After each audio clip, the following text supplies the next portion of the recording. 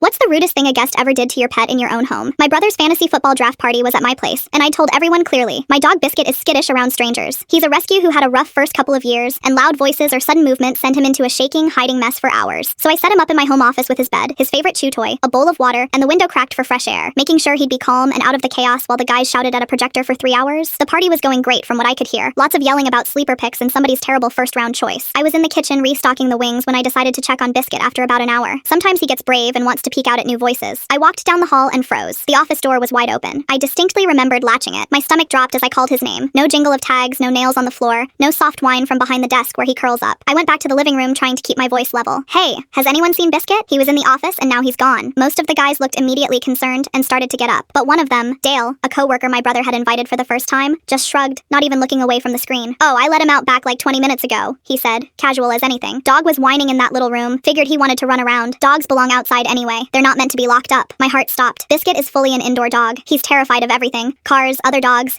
even the sound of wind in the trees. He'd never been loose outside in the 4 years I'd had him, and my backyard gate doesn't latch right. It was already getting dark. You did what? I couldn't keep the panic out of my voice. He's terrified of everything. He doesn't know the neighborhood. That gate doesn't even close. Dale rolled his eyes. You're being dramatic. He's a dog. He'll figure it out. Probably the best thing that's ever happened to him. Finally getting to be a real animal instead of a couch cushion. I didn't waste breath arguing. I grabbed a flashlight and ran out the back. The gate was hanging open, exactly like I feared. The other guys poured out after me, fanning across the yard and down the street, calling his name. Dale stayed on the couch with a beer, shaking his head like we were all insane. He'll come back when he's hungry, he called after us. You'll thank me for giving him some freedom. 20 minutes felt like hours. I checked under every parked car, behind every hedge, my voice going hoarse. My brother was knocking on doors 2 streets over. Nothing. Then I heard it. The faintest, high whimper coming from the drainage ditch behind the neighbor's fence. Barely audible, and absolutely petrified. I followed it and found Biscuit wedged into the concrete culvert, pressed as far back as he could go, shaking so hard his whole body vibrated. Muddy, one paw scraped from scrambling. His eyes were huge and glassy with fear, and he was making these tiny, desperate sounds that shattered me. When I reached in, I found something that made my blood boil. Tucked under his collar was a folded scrap of paper that hadn't been there when I set him up in the office. I pulled it out with shaking hands. In blocky handwriting, it read, "Toughen up. Real dogs live outside. You'll thank me. The guy who set you free." He hadn't just impulsively opened a door. He'd written a note and tucked it in my terrified dog's collar like it was some kind of favor. I eased Biscuit out and he practically climbed inside my jacket, burying his face against my chest, his little heart hammering against my ribs. I carried him back inside, and Dale was already packing up to leave. He saw me holding my filthy, trembling dog, and actually smiled. See, he's fine, little dirty. You're welcome. Now he's had some real adventure. I was so angry I could barely get the words out. Get out, I said through my teeth. Get out of my house and don't come back. Oh, come on, he said, grabbing his cooler. It's a dog. He probably loved it. Biscuit spent the next week hiding under my bed, flinching at every sound, barely touching his food. Slowly, he came back to himself. The tail wags, the toy in the mouth, the trust. My brother cut Dale off completely and told everyone at work exactly why. And me? I finally got that back gate fixed, with a lock. Not that Biscuit ever wants to go near it again. These days, when the wind picks up outside, he just presses a little closer to me on the couch, and I let him.